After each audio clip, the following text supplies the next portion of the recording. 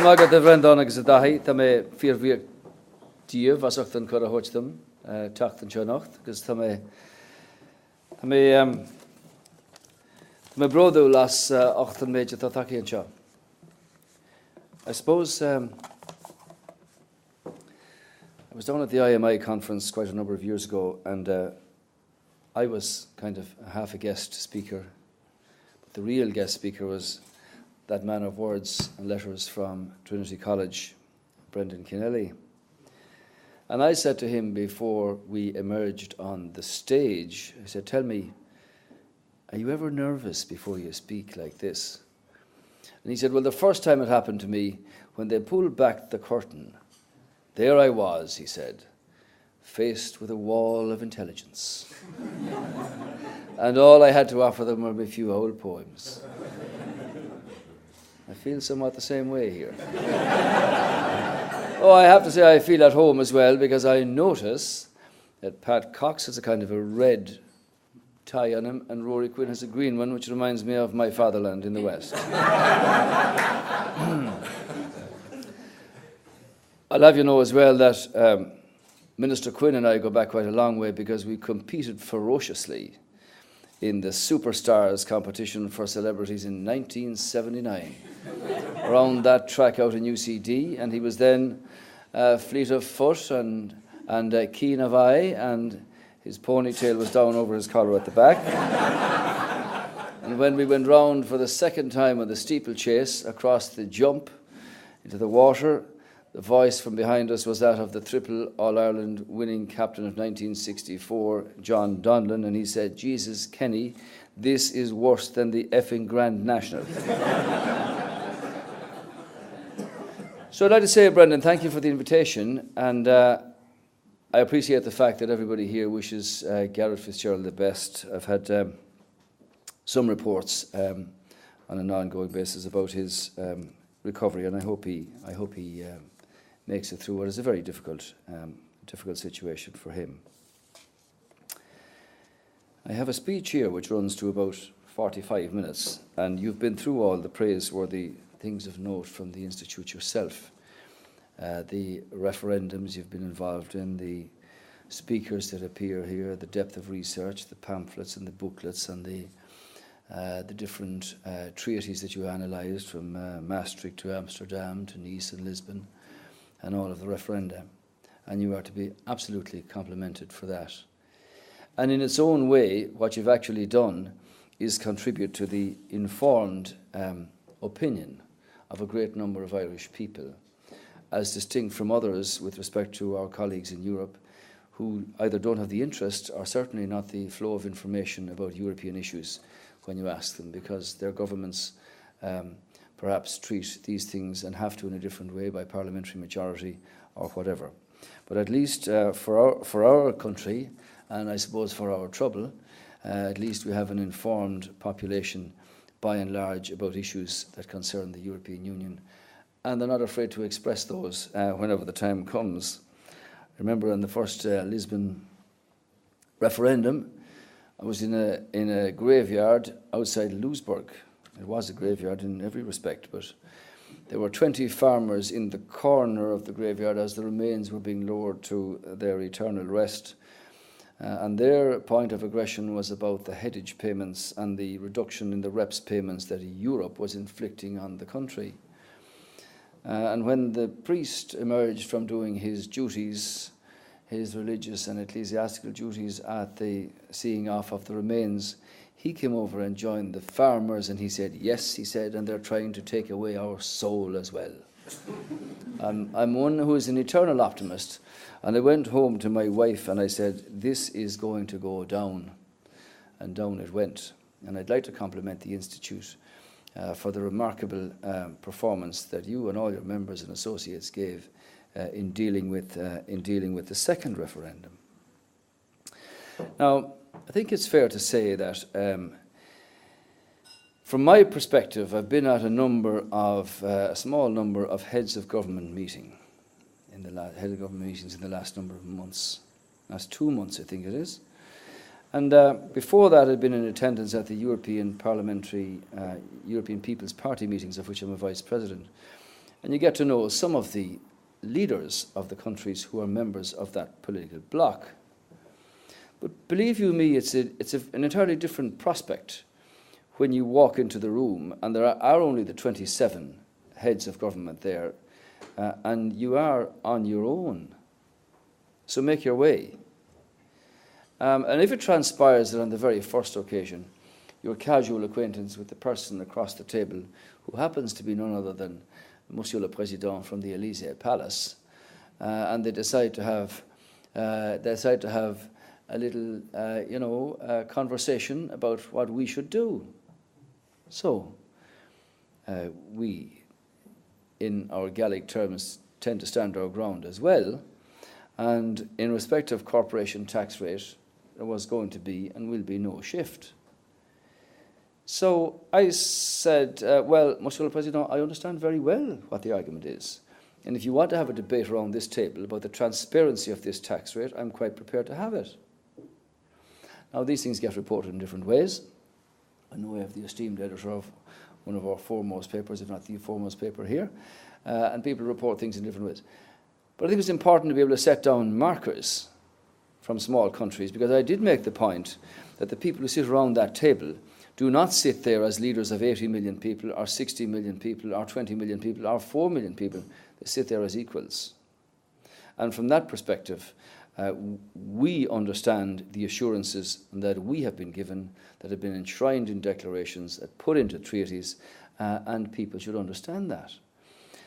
Now, I find, and I'm saying this quite honestly here, the number of meetings that I've been at, I appreciate fully the way that the European Union has responded politically to each other, in the sense of the referenda or the treaties, that the smaller countries have worked together, and they've worked in cooperation with the bigger countries, and on some occasions the bigger countries have put their arm around the smaller countries and said, we're going to help you here.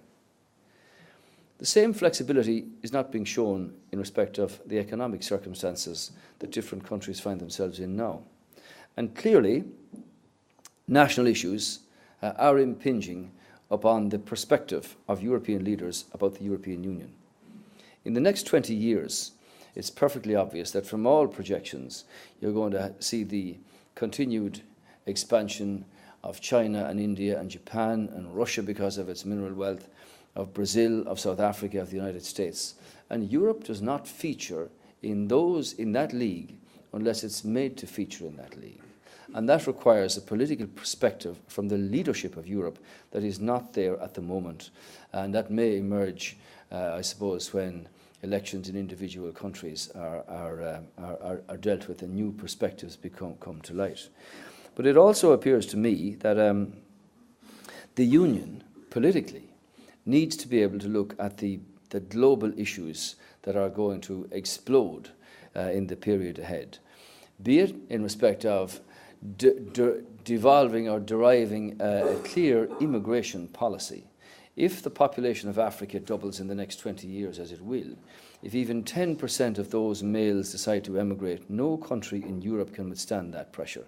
And yet there is no focus on having clarity of immigration policy in respect of the numbers of peoples who are needed to provide the services for aging populations in many countries, including our own. We also need to look far more realistically at some of the real political problems in the Middle East, be it Palestine, Israel, or be it the fringe areas from where there are serious problems emerging. And when somebody who's not a member of the Union, but who wants to join the European Union, says, well, you have to look at Libya, have to look at the Middle East in terms of its oil production capacity, and look at the Caspian, and look at Russia. And if there are problems between Armenia and Azerbaijan, and that pipeline gets cut off, and you find yourself faced with the only provider comes from Russia, if there are other difficulties, well, then you're going to know what inflated prices really mean, which is why Ireland has to have a real perspective on what we can do in terms of renewable energy and the development of natural resources that we have here, provided for us by nature, but which of our own doing we find ourselves locked up interminably in one judicial hearing after another about what should be seen by the Irish people as a real opportunity to have our own resources harnessed for our own people in the first instance, and go beyond that to be able to export that product in future years, as is quite possible. We also need to have Europe respond, I think, far more effectively, despite the fact that it is the largest provider of humanitarian aid in the world, in terms of the impact of that, our strategy towards many countries which need assistance. Now, at the meeting that we were at in Brussels on the last occasion, the issues of Japan and Libya were discussed in some considerable detail. And I called out to the Japanese embassy here and signed the book of condolence. The ambassador was saying to me, like, do you realise that we had 3 catastrophes here, the earthquake, the tsunami, and the nuclear reactor difficulties? But the tsunami was 60 feet high, over 500 miles, and as the 4th largest economy in the world, the wreckage that was inflicted by nature on the Japanese people has to be seen, to be believed, and the scale of that is enormous. And yet, in a European sense, 3 million have died in the Congo, but there wasn't any discussion about these things. So I think the Union itself gets consumed with the individual national issues, which for Rory Quinn and Pat Rabbitt and Francis Fitzgerald and Joan Burton and I and other members of the government, we can say legitimately that, having joined forces together in government, I've got the strongest mandate of any country in Europe to deliver on a programme for government, which I suppose is a necessity given the scale of the economic challenge that the country now faces. So today we launched our own jobs initiative, and it's not just words. This is about 441,000 people, men and women, who have no work, or for whom there is work, but the situation and the circumstance doesn't allow it to actually happen. And it's for them, I think, and I have a very simple story about this and about what politics actually is, because politicians really have only 2 functions. One is to define solutions, and the second is to make decisions. Now, last September, a young fellow came into my office in Castlebar, and he said, I've applied for this job, 33,000 salary.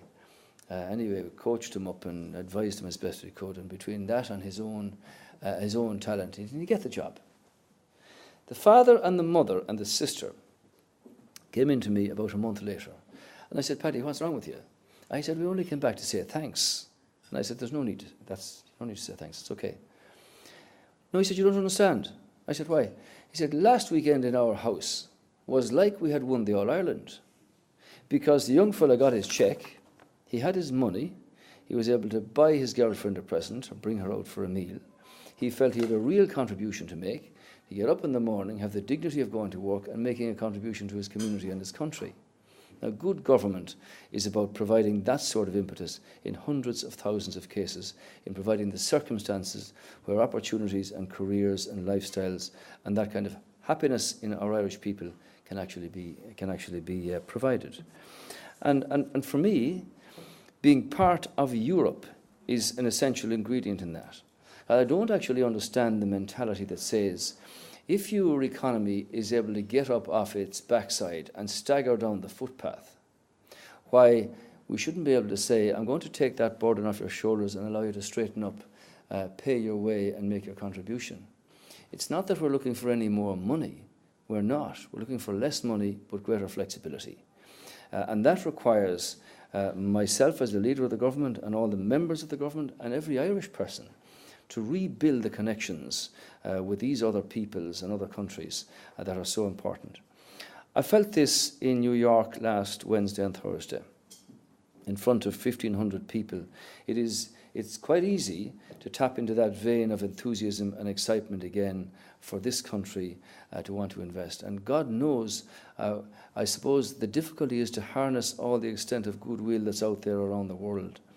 And that's why when the idea was put before me recently, that the young man who came forward and said, I've got an idea about harnessing the diaspora around the world.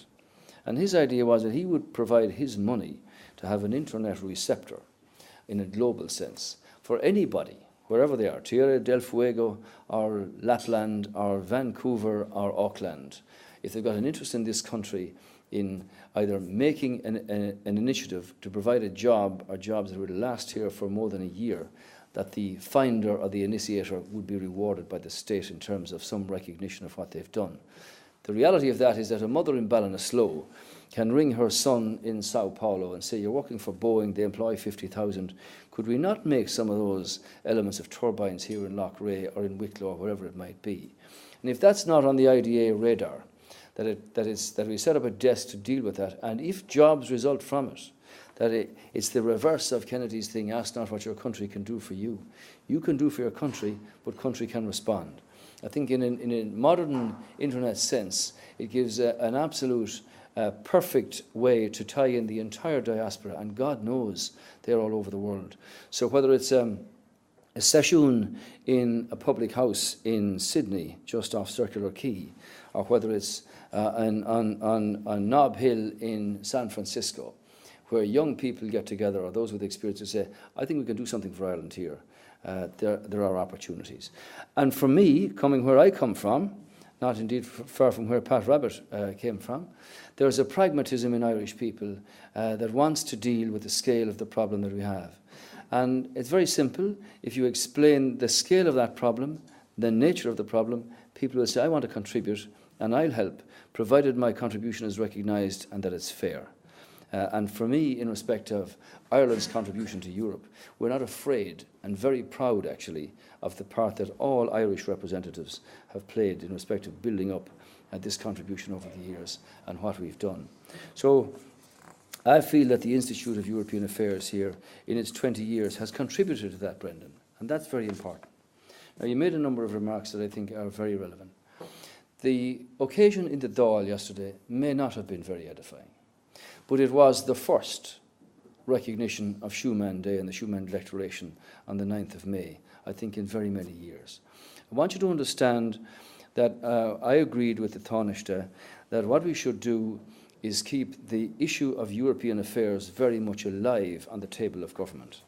And from that point of view, we're taking European coordination out of the Department of Foreign Affairs and putting it directly under the jurisdiction of the Taoiseach.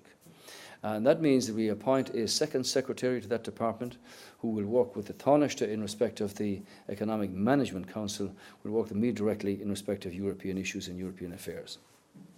So I want you to understand that the European Affairs Committee and the way the work of the Oireachtas is going to be from September on will be changed, far more challenging. We'll have the opportunity for Dahi and anybody else from the Institute to come in and discuss and discourse about the issues of Europe as they evolve and as we see them. And whether it be the reform of the Common Agricultural Policy, which will result in probably a very different viewpoints coming from members of the European Parliament as distinct from what was there before, given that there's now co-responsibility between the Parliament and the Council, that's an issue. It's a national jersey issue for Ireland in respect of the fact that we export 90% of what we produce and is of such importance to us. And whether it be the labour markets or immigration or the opportunities. I made this point to these powerful leaders. You know, we introduced what was known as the Lisbon Agenda long before the Lisbon Treaty. And that was supposed to put Europe up there to be able to compete with America, as former Minister Roach will understand. I often raise it with Dick in the House. And Europe failed on that score because it was too broad, wasn't focused enough, and there wasn't the political attention given to it that there should be. Now, I would like to think that as a small country on the periphery, that we actually are now in a position ourselves as a country to stand and look with great conviction at where we see the evolution of the European Union over the next 15 years, in consolidating what it is that we've got, in making political changes that will help our own countries, arising from the single market, the abolition of red tape, the boosting of trade, the accession of further free trade areas, for instance, with the United States, where there's a massive proportion of the global development crossing the Atlantic every day, but also looking at the sensitive issues of new entrants to the European Union, whether they be Turkey or the Ukraine or other countries who attend, for instance, at the EPP meetings and say, I want to join. We have only 40 million people, but we want to join you as well. So if we've been unable to deal with the Union inside its existing borders, We need to be able to look politically at these things in a realistic way. And Ireland, I think, can play its real part in that. I've been a very strong supporter of Europe over all my years since I joined the Fine Gael party. And from our point of view, we've always supported governments in power in respect of the development of the European process, as I call it. I should have said that, actually I didn't think about this, Brendan, but I was reminded this evening when I did an interview with Pierre Jouanine that President de Gaulle actually vetoed Ireland's entry to the European community. And if I had remembered that for Nicholas, I would have told him that, the return of the old Gallic spats is no harm to have a bit of provocation between the Ireland and Irish and the French as the occasion demands. But I suppose it's, sometimes you get a little confused in these things. And even those who are great people sometimes get confused in their geography. Here he is, an institution in Irish political life over so many years, and the chairman of that respected august body, the Sustainable Energy Ireland. And on a beautiful, fresh morning off Annoch Head, which is down on that northwest coast of Mayo, where the children of Lir, one of whom was named after my wife, she was named after one of them, were down there for 300 years. Brendan and I decided that we'd go and look at the prototype developments that are going to take place for wave power. And believe you me, if you stand on some of the cliff heads out there and look 3,000 miles west, you feel the awesome power of nature coming at you. But anyway, to get to Annoch Head, you have to leave that town in the west of Ireland called Belmullet and drive west. And it's a tortuous route because you go through sand dunes and across places like that. And the great man himself was getting a little confused because he wasn't sure of the direction. It was north, south, east, and you couldn't see very much. And then over a rise he came, and there was this wonderful vision of all the water. And he said to me, "What lake is that?" And I said, "It's actually called Lacus Atlanticus." "Oh, Jesus," he said, "I never heard of that place."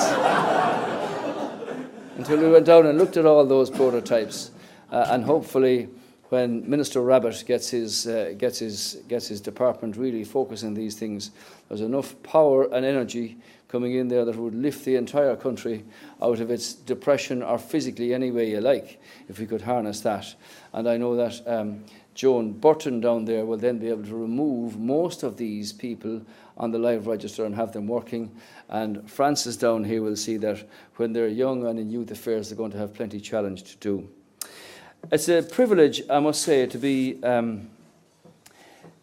elected as the leader of your country. It's in many ways an awesome responsibility, but I've seen them come and I've seen them go. I know how important this is. I know how shallow it can be. I know the perception of people being in these things for themselves abounds in many minds. For me, this is about our people and about our country only. And the ministers who serve in government have the same attitude. Our job, our remit, our mandate, our responsibility is to make decisions that are for the benefit of the people and of the country. In that respect, the Institute of European Affairs has been a credit in the way it's put up the information there and the assistance for all governments over the years. And you and those before you, Terry and everybody else, now Dahi and others, have played your part in that. I'm not sure what page of the Manners and Customs of the Ancient Irish you can find anything to do with how politics should be conducted. But when people say to me, "How do you do all this?" I say, well, it's about having a clear conscience and about a conviction of what your mandate actually is. In New York the other day, I had the privilege, I have to say, of meeting one of my childhood idols, the great Muhammad Ali. And I know all his fights because I listened to them and I've watched them over the years. And his athleticism, his psychology, his delivery, his supreme confidence was always unnerving. But I said to him, "Do you remember the time you knocked down Big Cat Williams 6 times?" And he can't speak now, and sometimes he finds it a little hard to hear. And his wife said, he didn't hear you, and she said to him, he said you're like Joe Frazier. In which case, the eyes lit up, and the intelligence coming out of that man's face was absolutely heartfelt. She said you got more smiles out of him in 15 minutes than he's had in the last 3 months. So it's just like yourselves. This is a partnership. It's cooperation. And everything we have to do puts a little bit of that jigsaw together. And the picture of that jigsaw is Ireland with Europe and Europe with Ireland, standing proud against the other challenges of the world. So it's a privilege to be here. I'm not sure whether it's lamb chops or what you've got on the menu here, but you can settle down to business now. I won't disrupt your thoughts any further, except to say there's a brilliant group here. Even the Chief Justice, whom I met in the department the other day, and we had a wonderful chat. And didn't I read all the things that we didn't discuss in the papers?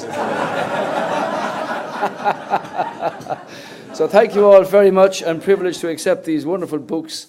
I hope that I can, by my conduct and the conduct of our government, keep in line with what this great Irish scholar said. God a míle maith.